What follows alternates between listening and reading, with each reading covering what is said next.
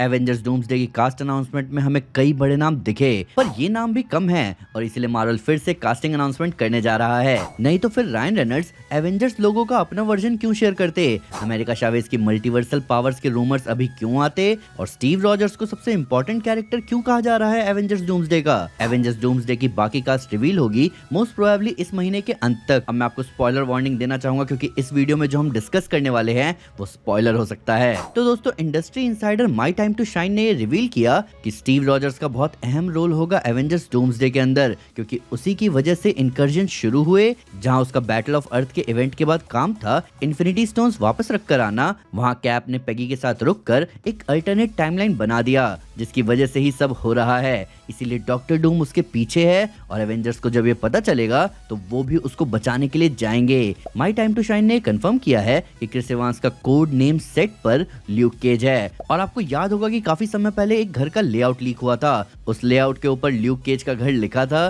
जो कि सेंस नहीं बना रहा था, क्योंकि ल्यूक केज अभी तक सिर्फ मार्वल नेटफ्लिक्स की दुनिया में ही दिखा है। उसे आज तक मार्वल सिनेमैटिक यूनिवर्स में इंट्रोड्यूस तक नहीं किया गया। लेकिन अब जब ये रिवील हुआ कि ल्यूक केज कोड नेम है क्रिस एवांस के कैरेक्टर स्टीव रॉजर्स का, तो अब हर चीज का सेंस बन रहा है। अब मैंने तो महीनों पहले ऐसे ही एक थ्योरी पर वीडियो भी बनाई थी जो इसी चीज पर बेस्ड है कि कैसे कैप्टन अमेरिका के इन्फिनिटी स्टोन्स रखने के इवेंट ने ही डॉक्टर डूम को बनाया और एवेंजर्स डूम्सडे को ट्रिगर किया, जिसको मैं हाईली रेकमेंड भी करूंगा क्योंकि उसमें आप शायद ही कोई लूप होल निकाल सको। पर उस पर जाने से पहले बात कर लेते हैं शैंग ची के बारे में, क्योंकि ऐसे रूमर्स आ रहे हैं कि शैंग ची एवेंजर्स मूवी में डुप्लीकेशन यानी कि अपने कॉपी बनाने की पावर को शो करेगा। कॉमिक्स में इनकर्जन के दौरान अलग अलग रियलिटीज टकरा रहे थे और उसी बीच शैंग ची एक ओरिजिन बॉम्ब जैसी चीज के एक्सपोजर में आ गया। उस एक्सपोजर का इफेक्ट ये हुआ कि वो अपने खुद के परफेक्ट कॉपीज बना सकता था, जैसे कोई आर्मी से लड़ रहा हो, एक वन मैन आर्मी। लेकिन ये पावर परमानेंट नहीं थी। स्टोरी लाइन खत्म होते ही ये एबिलिटी गायब हो गई और बाद के कॉमिक बुक राइटर्स ने इस एबिलिटी का नाम तक नहीं लिया। लेकिन मार्वल सिनेमैटिक यूनिवर्स के केस में शैंग ची को किसी ओरिजिन बॉम्ब या इनकर्जन के रेडिएशन में आने की जरूरत नहीं है, क्योंकि शैंग ची and the legend of the 10 rings के अनयूज्ड कंसेप्ट आर्ट्स में आप साफ देख सकते हो शैंग ची 10 रिंग्स की मदद से ये क्लोनिंग वाली पावर यूज कर सकता है। अब बात करें एवेंजर्स डूम्सडे की बाकी कास्ट की, तो सबसे पहले बात करते हैं अर्थ बेस्ड एवेंजर्स और ग्राउंड लेवल डिफेंडर्स की। तो ब्रूस बैनर यानी कि हल्क वापस आ रहा है, मतलब मल्टीवर्सल डिस्ट्रक्शन के बीच में एक ब्रूट फोर्स का एलिमेंट गारंटीड है। ब्रूस बैनर के साथ क्लिंट बार्टन यानी कि हॉकाई भी है, जो शायद इस बार मेंटर मोड में होगा छोटे हीरोज को लीड करते हुए। रीरी विलियम्स, केसी लैंग और कमाला खान यहाँ अपना यंग एवेंजर्स टाइप सिनर्जी ला सकती हैं, जहाँ केसी का क्वांटम टेक, कमाला का म्यूटेंट लाइट कंस्ट्रक्ट पावर और रीरी का आयरन हार्ट सूट मिलकर टेक सपोर्ट दे सकते हैं। एसगार्ड से वैल्करी और वकांडा से ओकोए जैसे बैटल हार्डन वॉरियर्स इस ग्राउंड टीम को शील्ड कर सकते हैं। फिर आते हैं मैजिक और मल्टीवर्सल गेटकीपर्स। स्टीफन स्ट्रेंज का यहाँ आना एक्सपेक्टेड था, लेकिन इस बार क्लिया भी है। डॉक्टर स्ट्रेंज और क्लिया का कॉम्बिनेशन मतलब direct dark dimension involvement. Silvi और मोबियस का वापस आना एक और हिंट है कि टीवीए का रोल यहाँ मेजर होगा, जो कि एक्सपेक्टेड है, क्योंकि डूम को जो बैटल वर्ल्ड बनाना है उसका बेस वॉइड बन सकता है। की हुई क्वान का ओरोबोरस, जो कि लोकी सीजन 2 में हमें दिखा था, वो भी वापस आ रहा है, क्योंकि मल्टीवर्सल लेवल के टेक जीनियस के बिना हमें समझ कैसे आएगा कि आखिर चल क्या रहा है। हमेशा की तरह वोंग मिस्टिक आर्ट्स का स्टेबलाइजिंग फोर्स रहेगा और अमेरिका चावेज अपने स्टार पोर्टल्स के साथ हीरोज को रियलिटी टू रियलिटी जंप करवाएगी। अमेरिका चावेज का रोल प्ले करने वाली एक्ट्रेस सोची गोमेज ने हाल फिलहाल ईटी ऑनलाइन से बात करते हुए अपनी वापसी के हिंट्स भी ड्रॉप किए। यहाँ एक और इंटरेस्टिंग एडिशन है और वो है B-15 का, जो फिलहाल टीवी ऑफिसर है, जिसका मतलब ये हुआ कि टीवी सिर्फ कैमियो नहीं बल्कि एक्टिव वॉर जोन में हिस्सा ले रहा है। अब बात करते हैं कॉस्मिक फ्रंट की। कैरल डेनवर्स यानी कैप्टन मार्वल, एडम वॉरलॉक और पीटर क्विल भी वापस आ रहे हैं। एडम वॉरलॉक का असली जलवा अभी तक मार्वल सिनेमैटिक यूनिवर्स में हमें नहीं दिखा है, इसलिए एवेंजर्स डूम्सडे एक अच्छा मौका होगा उसको सही से दिखाने का।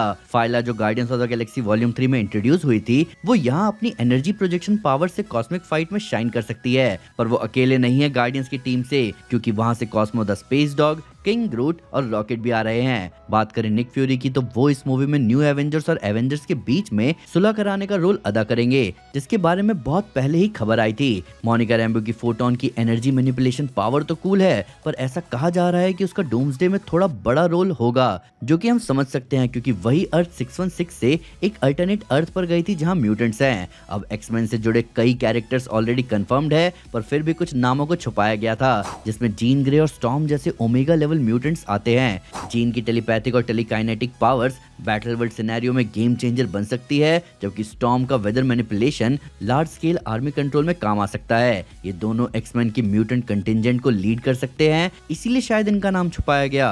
अब एक अजीब सा क्लू आया है डेडपूल की तरफ से, जहां डेडपूल का रोल प्ले करने वाले एक्टर रायन रेनॉल्ड्स ने एक एवेंजर्स लोगो पोस्ट किया है जिसके ऊपर ए बना हुआ है, मे बी डेडपूल के ब्लड से ही। देखने में सिंपल लगता है और ये हमें पहले भी दिख चुका है डेडपूल एंड वुल्वरीन मूवी में, लेकिन हो सकता है कि ये एनार्की एवेंजर्स का टीज हो, मतलब कि एक केओटिक टीम जो कि मेन लाइन एवेंजर्स से अलग है। और जब आप इसको डूम्सडे के कंटेक्स्ट में फिट करते हो तो माहौल और इंटरेस्टिंग हो जाता है, क्योंकि कास्ट लिस्ट में काफी ऐसे कैरेक्टर्स हैं जो ट्रेडिशनल एवेंजर सिस्टम में फिट नहीं होते, जैसे डेडपूल, गैम्बिट, सिल्वी और ओबी। मतलब ये एक वाइल्ड कार्ड स्क्वाड बन सकता है जो डूम के अगेंस्ट अनकन्वेंशनल तरीके से लड़ता है।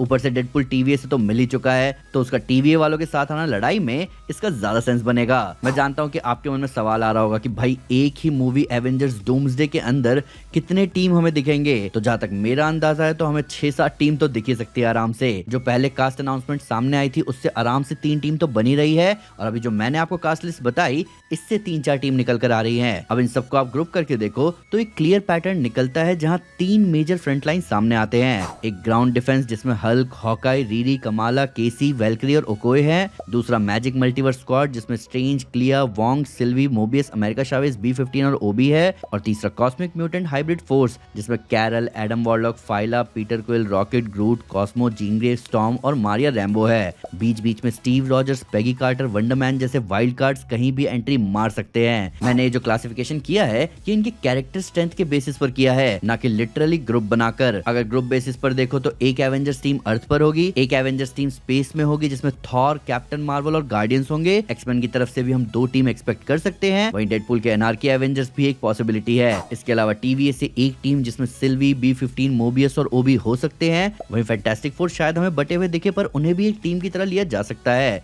अब ये तो हीरो साइड की टीम थे, डॉक्टर डूम भी कोई टीम बनाएगा जो इतने सारी टीम को काउंटर करे, जिससे आप खुद ही समझ सकते हो कि एवेंजर्स डूम्सडे का लेवल क्या है। क्योंकि पहली बार एमसीयू के मल्टीपल पिलर्स जैसे magic, cosmic mutants, time keepers और स्ट्रीट लेवल हीरोज एक ही फ्रेम में भिड़ते हुए दिखेंगे डूम से। मेरे हिसाब से अगर ये लिस्ट 100% एक्यूरेट है तो इसे एवेंजर्स डूम्सडे के रिमेनिंग कास्ट कहना अंडरस्टेटमेंट होगा। इस लिस्ट में मेन प्लेयर्स हैं क्योंकि इधर स्टीव रॉजर्स और डॉक्टर स्ट्रेंज जैसे बड़े नाम हैं। मार्वल स्टूडियोज का कास्ट लिस्ट को ऑडियंस के सामने 2 हिस्से में लाने का थोड़ा बहुत सेंस बनता है, क्योंकि ये लिस्ट लंबी है, पर जो सबसे बड़ी दिक्कत मार्वल स्टूडियोज के सामने आती हुई दिख रही है वो है स्क्रीन टाइम। मूवी के डायरेक्टर्स रूसो ब्रदर्स इतने सारे कैरेक्टर्स को कहां से टाइम देंगे। हम ह्यूग जैकमैन के वुल्वरीन को भी देखना चाहते हैं इस मूवी में, पर उनका नाम अभी इस लिस्ट में नहीं दिखाया गया, और ना ही किसी स्पाइडरमैन के एक्टर का नाम हमें दिखा है, जो कि शायद राइट्स का इशू हो सकता है। अब आप बताओ कि आपका क्या कहना है इस लिस्ट के बारे में। क्या हम फैंस डेडपूल को अपनी टीम के साथ देखकर खुद को संभाल पाएंगे? स्टीव रॉजर्स का इस मल्टीवर्सल केओस के बीच में होना आपके लिए कैसा है? और शैंग-ची को 1 मैन आर्मी बनते हुए कौन नहीं देखना चाहेगा? आई होप ये मूवी 5 घंटे की हो। तो आपका क्या कहना है प्लीज हमें कमेंट से जरूर बताएं। वीडियो अच्छी लगी तो लाइक जरूर करें और चैनल को सब्सक्राइब करना ना भूलें। साथ ही साथ एक स्टेप आगे आकर अपने फेवरेट चैनल को सपोर्ट करें मेंबरशिप लेकर। Thank you guys, this is Aman Sinha and you are super super. Piece.